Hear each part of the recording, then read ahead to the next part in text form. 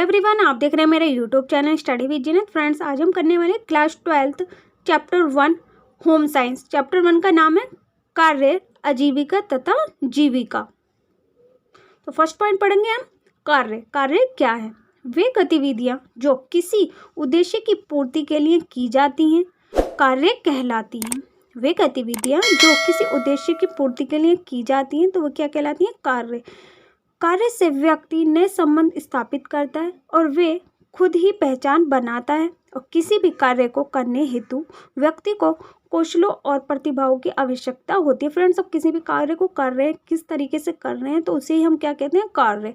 कार्य कहलाती है कि वे गतिविधियां जो किसी भी उद्देश्य से की जाती हैं क्या कहलाती हैं? कार्य कहलाती हैं। और कार्य से व्यक्ति ने संबंध स्थापित करता है, वह खुद ही उनकी पहचान करता है। और किसी भी कार्य को करने हेतु व्यक्ति की कौशलों और प्रतिभाओं की आवश्यकता होती है। फ्रेंड्स, नेक्स्ट पॉइंट देखते हैं कार्य के उद्देश्य। धन अर्जित करना। ज़्यादातर लोग धन कमाने के उद्देश्य से कार्य करते हैं ताकि वे अपने परिवार की सभी आवश्यकताओं को पूरा कर सकें, जैसे कि भोजन, कपड़ा, शिक्षा आदि। तो फ्रेंड्स, क्या होता है? ज़्यादातर लोग क्या करते हैं? धन कमाने के लिए ज़्यादातर काम करते हैं और अपने परिवार की जीविका चलाने के लिए वे कार्य करते हैं, धन अर्जित करते हैं, जैसे कि भोजन, कपड़ा, शिक्षा आदि। तो किसके लिए धन अर्जित करते हैं? भोजन के लिए, कपड़ों के लिए और शिक्षा के लिए, एजुकेशन के लिए। नेक्स्ट पॉइंट है आत्मनिर्भर बनना। कार्य किसी व्यक्ति की समाज में पहचान भी बनाती है और किसी भी कार्य को अच्छी तरह से करने से व्यक्ति खुद को विकसित कर सकता है। आत्मनिर्भर बनाना क्या है? कि कार्य किसी भी व्यक्ति समाज में पहचान भी बनाता है और वह किसी भी कार्य को अच्छी तरह करने से व्यक्ति खुद को विकसित कर लेता है, ये कर सकता है। नेक्स्ट पॉइंट क्या है? कर्तव्य, योगदान। योगदान, माँ का क्या योगदान होता है बच्चों के जीवन में? तो सभी कार्य का उद्देश्य सिर्फ धन कमाना ही नहीं होता। सभी जो कार्य होते हैं सिर्फ धन कमाना नहीं होता, बल्कि कई कार्य अपने कर्तव्य के रूप में भी किए जाते हैं। वो जो कर्तव्य, कई कार्य ऐसे होते हैं जो अपने कर्तव्य के रूप में भी किए जाते हैं, जैसे कि माँ का योगदान। माँ घर के सभी कार्य संभालती है। अब माँ का जो योगदान होता है वो सभी कार्य संभालती है, तो क्या हम उसको धन कमाने के लिए करते हैं? ऐसा नहीं, क्योंकि जो माँ होती है हम उसका ध्यान रखते हैं, उसका कर्तव्य से उसका ध्यान देते हैं, ये सभी वो कार्य करती है, वही संभालती है। तो इसमें किसका योगदान होता है? माँ का। और कौन का संभालता है? बच्चे। नेक्स्ट पॉइंट है अर्थपूर्ण कार्य। अर्थपूर्ण कार्य क्या है? कि ऐसा कोई भी कार्य जो समाज के लिए उपयोगी हो तथा जिसे पूरी जिम्मेदारी के साथ किया जाए और जिसे करने में आनंद और मानसिक संतुष्टि प्राप्त हो, और वे अर्थपूर्ण कार्य कहलाता है। तो अर्थपूर्ण कार्य क्या? कि ऐसा कोई भी कार्य जो समाज के लिए उपयोगी हो और वे पूरी जिम्मेदारी से किया जाए और आनंद और मानसिक संतुष्टि प्राप्त हो, अर्थपूर्ण कार्य कहलाता है। कि मतलब ऐसा कार्य जिसमें आपको संतुष्टि मिली है, आनंद आ रहा है, तो उसे हम अच्छे से कर रहे हैं फ्रेंड्स। और जिस कार्य में हमें आनंद नहीं आता तो हम उसे नहीं कर पाते, ध्यान नहीं देते उस पर। तो अर्थपूर्ण कार्य क्या है? जिसमें आनंद और संतुष्टि प्राप्त हो, वही अर्थपूर्ण कार्य कहलाता है। नेक्स्ट पॉइंट है नौकरी। नौकरी क्या? कि ऐसे भी कार्य होते हैं जो धन कमाने के उद्देश्य के लिए किए जाते हैं, वे नौकरी कहलाते हैं। अब ऐसी नौकरी क्या होती है? मतलब जो हम काम कर रहे हैं उससे हमें धन मिल रहा है, तो वो क्या कहलाती है? नौकरी। कि धन कमाने के उद्देश्य से ही किए जाते हैं और वे नौकरी कहलाती है। नेक्स्ट पॉइंट है जीविका या करियर। जीविका का मतलब उस व्यवसाय से है जिसके द्वारा कोई भी व्यक्ति अपनी ज़रूरत को पूरा करता है और अपनी जीवन शैली यानी लाइफ स्टाइल को बनाए रखता है। और किसी व्यक्ति की जीविका कैरियर में उसके पसंद का व्यवसाय होता है।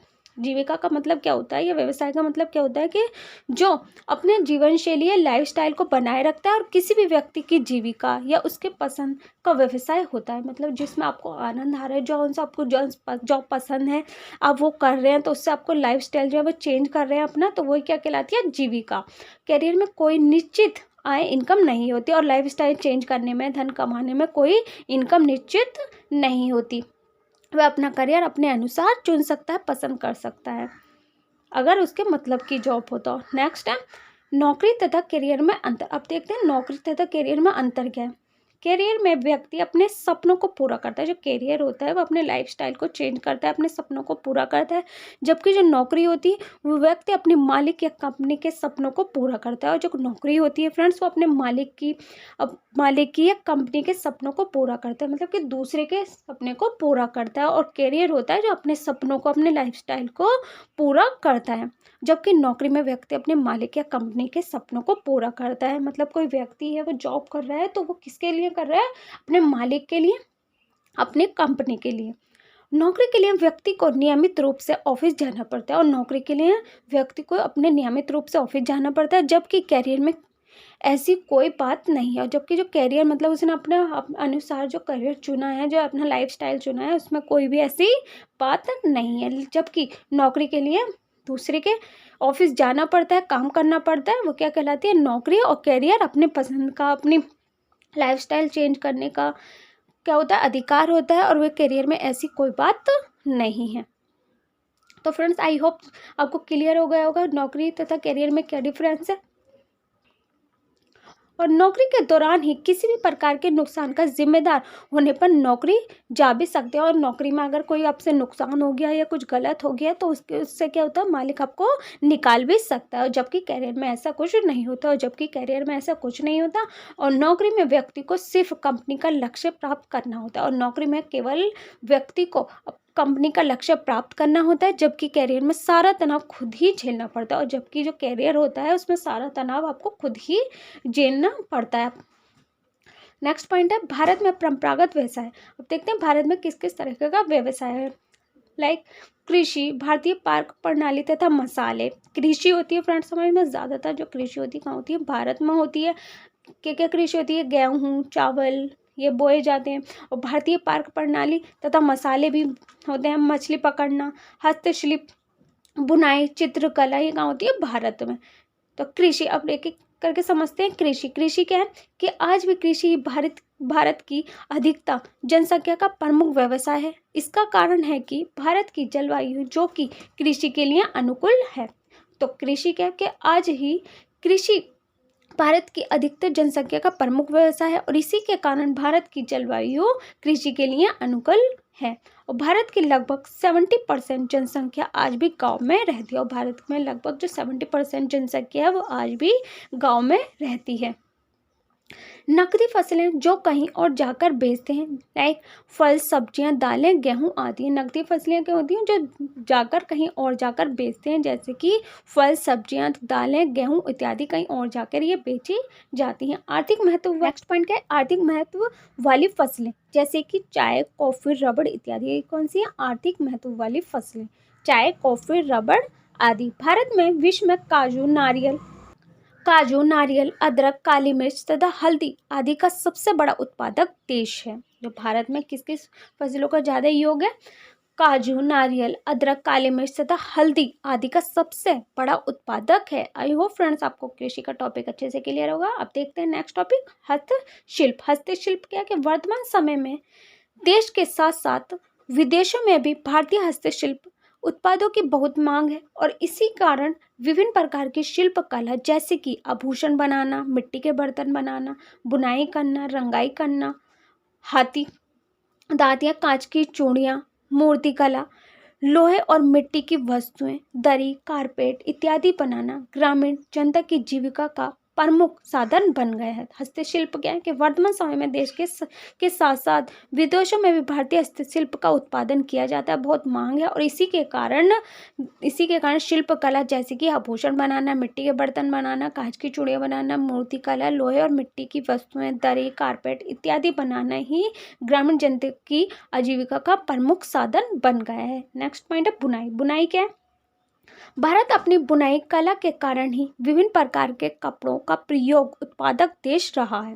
जो भारत है वो अपनी बुनाई कला के कारण ही विभिन्न प्रकार के कपड़ों का प्रमुख उत्पादक देश रहा है। और ग्रामीण स्तर पर बुनाई एक प्रमुख कुटीर उद्योग है। और भारत विश्व का एकमात्र ऐसा देश है जहां हर राज्य के अपने विशिष्ट वस्त्र होते हैं जो उस क्षेत्र की जीवन शैली के प्रतीक होते हैं और इसी कारण हाथ से बुने भारतीय वस्त्रों की विदेशों में बड़ी मांग है। तो बुनाई क्या है कि बुनाई कला के कारण ही विभिन्न प्रकार के कपड़ों का प्रमुख उत्पादक देश रहा है और विश्व का एकमात्र ऐसा देश है जहाँ पर विशिष्ट वस्त्र होते हैं और जीवन शैली की प्रतीक होते हैं और इसी कारण भारतीय वस्त्रों की विदेशों में बड़ी मांग है। नेक्स्ट पॉइंट है वास्तुकला। भारत में चित्रकला का प्रचलन हजारों वर्षों से चल रहा है, ये चलता आ रहा है और भारत के अलग अलग भागों में वास्तुकला की भिन्न क्षेत्रीय शैलियाँ देखने को मिलती हैं जो अलग अलग धर्मों को दर्शाती हैं, जैसे कि इस्लाम, सिख धर्म, जैन धर्म, ईसाई धर्म और हिंदू धर्म। तो वास्तुकला क्या है कि चित्रकला का प्रचलन हजारों वर्षों से चलता आ रहा है और वे अलग अलग भागों में वास्तुकला की विभिन्न क्षेत्रीय शैलियाँ देखने को मिलती हैं, जैसे कि इस्लाम धर्म, सिख धर्म, जैन धर्म, ईसाई धर्म और हिंदू धर्म। नेक्स्ट टॉपिक है भारतीय पाक प्रणाली तथा मसाले। भारत अपने व्यंजनों की विविधता तथा मसालों को लेकर भी पूरे विश्व में प्रसिद्ध है और आज भारत के व्यंजनों की हर देश में जबरदस्त मांग है, जिसके कारण जीविका के अनेक अवसर उपलब्ध होने लगे हैं और भारत सदियों से अलग अलग प्रकार के मसालों का बहुत बड़ा उत्पादक और निर्यातक रहा है। उत्पादक भी और निर्यातक भी रहा है कि अपने देश की फसलों को दूसरे देशों में जाकर बेचना, निर्यात करना। कि भारत अपने व्यंजनों की विविधता तथा मसालों को लेकर पूरे विश्व में प्रसिद्ध रहा है और जिसके कारण जीविका के अनेक अवसर उपलब्ध होने लगे और अलग अलग प्रकार के मसालों का बहुत बड़ा उत्पादक और निर्यातक रहा है। एक देश से दूसरे देश में अपने सामान को पहुंचाना, बेचना, यह काम बहुत बड़ी मांग उपलब्ध रही है भारत की। नेक्स्ट पॉइंट क्या है? कार्य, आयु और जेंडर। लिंग और जेंडर को अक्सर एक ही अर्थ में प्रयोग किया जाता है, किंतु इनका वास्तविक अर्थ काफ़ी अलग है। लेकिन लिंग जैविक पहचान बायोलॉजिकल से संबंधित है, जबकि जेंडर सामाजिक पहचान सोसाइटी पर आधारित है। नर शब्द पुरुष को दर्शाता है जबकि मादा शब्द महिलाओं को दर्शाता है। तो लिंग और जेंडर को अक्सर एक ही अर्थ में प्रयोग किया जाता है और इसका अर्थ काफ़ी अलग है और जीविका की पहचान के लिए बायोलॉजिकल से संबंधित है, जबकि जो जेंडर है वो सामाजिक पहचान सोसाइटी पर आधारित है। नर जो है वो पुरुष को दर्शाता है और मादा शब्द महिलाओं को दर्शाता है। नेक्स्ट पॉइंट है कार्य के संबंध में जेंडर मुद्दे। स्त्रियों को पुरुष से कमतर देखना, समान वेतन ना मिलना, महिलाओं को घर चलाने वाली गृहिणी माना जाता है और पहले की अपेक्षा महिला अधिक आत्मनिर्भर है और साथ ही साथ परिवार की स्थिति सुधार के लिए भी योगदान दे रही है और आज लगभग हर कामकाजी महिलाओं से ये अपेक्षा की जाती है कि वे बाहर के काम के साथ साथ देखभाल भी करें। तो नेक्स्ट पॉइंट क्या है कि कार्य के संबंध में जेंडर के मुद्दे क्या क्या है कि स्त्रियों को पुरुष से कमतर समझना, मतलब कम समझे जाना, उसे शिक्षा ना मिलना, अब पुरुषों को ज़्यादा शिक्षा मिलना और समान वेतन ना मिलना, मतलब बाहर जाकर उससे काम करवाना और घर में भी काम करवाना, और महिला को घर चलाने वाली गृहिणी माना जाता है, मतलब उनसे काम करवाया जाता है घर में भी और बाहर भी। और पहले की अपेक्षा महिलाएं जो आत्मनिर्भर हैं और साथ ही साथ परिवार की स्थिति को सुधारने के लिए भी उस योगदान दे रही हैं और आज लगभग हर कामकाजी महिलाओं से ये अपेक्षा की जाती है कि वे बाहर के काम के साथ साथ देखभाल भी करें। नेक्स्ट पॉइंट है समाज में बालिकाओं की स्थिति सुधारने के लिए कुछ प्रमुख सरकारी प्रयास है। फर्स्ट है कस्तूरबा गांधी बालिका विद्यालय। सेकंड पॉइंट है बेटी बचाओ बेटी पढ़ाओ योजना। तो फर्स्ट है कस्तूरबा गांधी बालिका विद्यालय। ये सर्व शिक्षा अभियान ग्रामीण क्षेत्रों की बालिकाओं को शिक्षित करने की भारत सरकार की एक योजना है और ये योजना भारत सरकार के कानून राइट टू एजुकेशन को लागू करने में भी सहायक हो रही है और KGBV प्रत्येक जिले के पिछड़े हुए खंडों में खोले जा रहे हैं। तो कस्तूरबा गांधी बालिका विद्यालय का ये सर्व शिक्षा अभियान ग्रामीण क्षेत्रों की बालिकाओं को शिक्षित कराने के लिए भारत सरकार की एक योजना है और इस योजना के तहत राइट टू एजुकेशन को लागू करने में भी सहायक हो रही है और KGBV प्रत्येक जिले के पिछड़े हुए खंडों में खोले जा रहे हैं। सेकंड पॉइंट है बेटी बचाओ बेटी पढ़ाओ योजना। हमारे देश में हमेशा ही महिलाओं के अधिकारों को दबाया जाता है और गांव के क्षेत्र में लड़कियों से ज़्यादा लड़कों को महत्व दिया जाता है और उनका मानना है कि लड़के परिवार को आगे बढ़ाएंगे और लड़कियां परिवार के लिए बोझ बनेंगी और इसी वजह से आज भी परिवार भी परिवार वाले लड़की के जन्म के समय ही उनकी हत्या कर देते हैं या उनकी छोटी उम्र में ही विवाह कर दिया जाता है। और इसी तरह के अपराधों को रोकने के लिए देश के केंद्रीय सरकार ने एक योजना की शुरुआत की है, जिसके तहत गरीब परिवारों की बेटियों को बचाकर उन्हें शिक्षित करने के लिए प्रोत्साहित किया जाता है। उन्हें क्या किया जाता है? प्रोत्साहित किया जाता है। तो बेटी बचाओ बेटी पढ़ाओ योजना क्या है कि हमारे देश में हमेशा से ही महिलाओं को अधिकारों को हमने क्या पढ़ा? क्लास 12 चैप्टर 1 पोल साइंस के important topic, important notes. I hope friends ये टॉपिक सब आपको अच्छे से क्लियर होंगे और मेरी वीडियो आपको पसंद आई होगी। मेरी वीडियो कैसी लगी कमेंट्स बॉक्स में लिखकर जरूर बताना। If you like the video so don't forget to like channel, subscribe my channel and hit the bell icon. इसे अपने फ्रेंड्स के साथ शेयर करें ताकि इस वीडियो को प्रॉफिट उन्हें भी हो। और आपको नेक्स्ट कौन से टॉपिक पर वीडियो चाहिए मुझे कमेंट्स बॉक्स में लिखकर बता सकते हैं। Thanks for watching my video.